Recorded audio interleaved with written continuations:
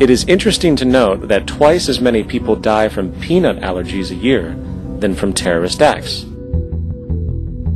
Concurrently, the leading cause of death in America is coronary heart disease, killing roughly 450,000 each year. And in 2007, the government's allocation of funds for research on this issue was about $3 billion. This means that the U.S. government in 2007 spent 54 times the amount for preventing terrorism than it spent for preventing a disease which kills 6,600 times more people annually than terrorism does. Yet, as the name terrorism and Al-Qaeda are arbitrarily stamped on every news report relating to any action taken against U.S. interests, the myth grows wider. In mid-2008, the U.S. Attorney General actually proposed that the U.S. Congress officially declare war against the fantasy. Not to mention, as of July 2008, there are now over 1 million people currently on the U.S. terrorist watch list. These so-called counterterrorism measures, of course, have nothing to do with social protection, and everything to do with preserving the establishment amongst the growing anti-American sentiment both domestically and internationally, which is legitimately founded on the greed-based corporate empire expansion that is exploiting the world. The true terrorists of our world do not meet at the docks at midnight or scream Allah Akbar before some violent action. The true terrorists of our world wear $5,000 suits and work in the highest positions of finance, government, and business. So, what do? How do we stop a system of greed and corruption that has so much power and momentum? How do we stop this aberrant group behavior which feels no compassion for, say, the millions slaughtered in Iraq and Afghanistan, so the corporatocracy can control energy resources and opium production for Wall Street profit?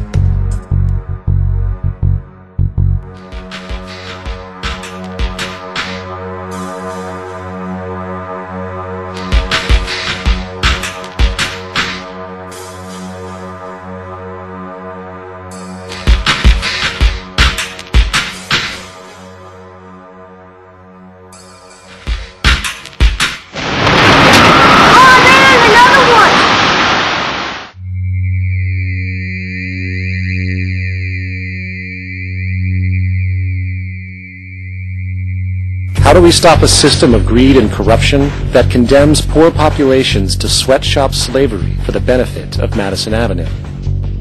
Or that engineers false flag terror attacks for the sake of manipulation? Or that generates built-in modes of social operation which are inherently exploitative?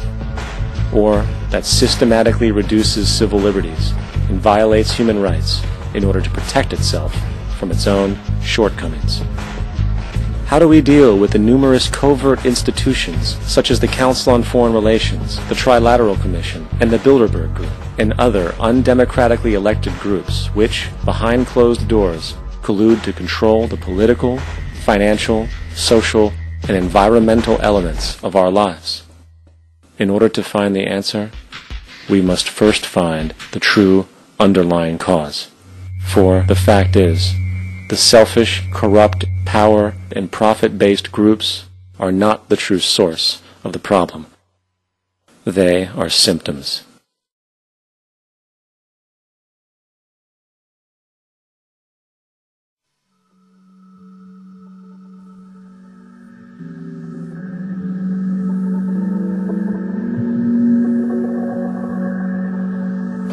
My name is Jock Fresco. I'm an industrial designer and a social engineer. I'm very much interested in society and developing a system that might be sustainable for all people. First of all, the word corruption is a monetary invention. That aberrant behavior that's disruptive to the well-being of people, while you're dealing with human behavior. And human behavior appears to be environmentally determined, meaning if you were raised by the Seminole Indians as a baby, never saw anything else, you'd hold that value system. And this goes for nations, it goes for individuals, for families.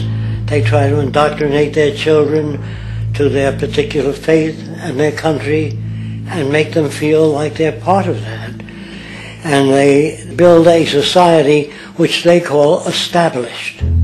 They establish a workable point of view and tend to perpetuate that, whereas all societies are really emergent, not established. And so they fight new ideas that would interfere with the establishment. Governments try to perpetuate that which keeps them in power. People are not elected to political office to change things. They're put there to keep things the way they are. So you see, the basis of corruption is in our society. Let me make it clear. All nations, then, are basically corrupt because they tend to uphold existing institutions. I don't mean to uphold or downgrade all nations, but communism, socialism, fascism, the free enterprise system, and all other subcultures are the same. They are all basically corrupt. The most fundamental characteristic of our social institutions is the necessity for self-preservation. Whether dealing with a corporation, a religion, or a government, the foremost interest is to preserve the institution itself. For instance, the last thing an oil company would ever want is the utilization of energy that was outside of its control, for it makes that company less relevant to society. Likewise, the Cold War and the collapse of the Soviet Union was, in reality, a way to preserve and perpetuate the established economic and global hegemony of the United States. Similarly, religions condition people to feel guilty for natural inclinations, each claiming to offer the only path to forgiveness and salvation. At the heart of this institutional self-preservation lies the monetary system, for it is money that provides the means for power and survival. Therefore, just as a poor person might be forced to steal in order to survive, it is a natural inclination to do whatever is needed to continue an institution's profitability. This makes it inherently difficult for profit-based institutions to change, for it puts in jeopardy not only the survival of large groups of people, but also the coveted materialistic lifestyles associated with affluence and power. Therefore, the paralyzing necessity to preserve an institution, regardless of its social relevance, is largely rooted in the need for money or profit.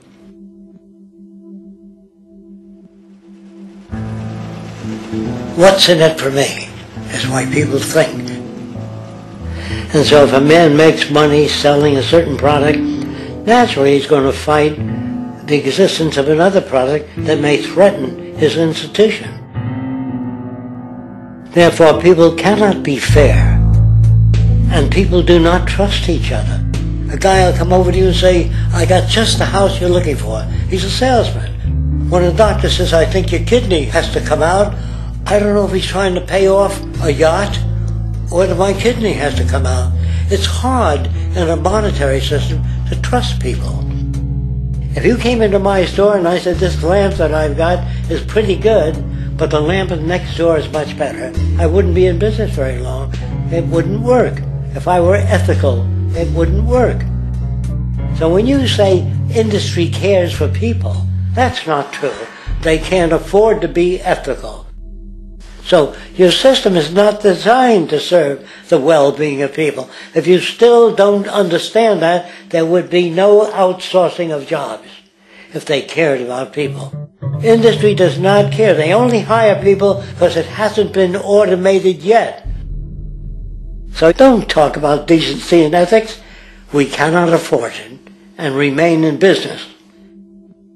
It is important to point out that regardless of the social system, whether fascist, socialist, capitalist, or communist, The underlying mechanism is still money, labor,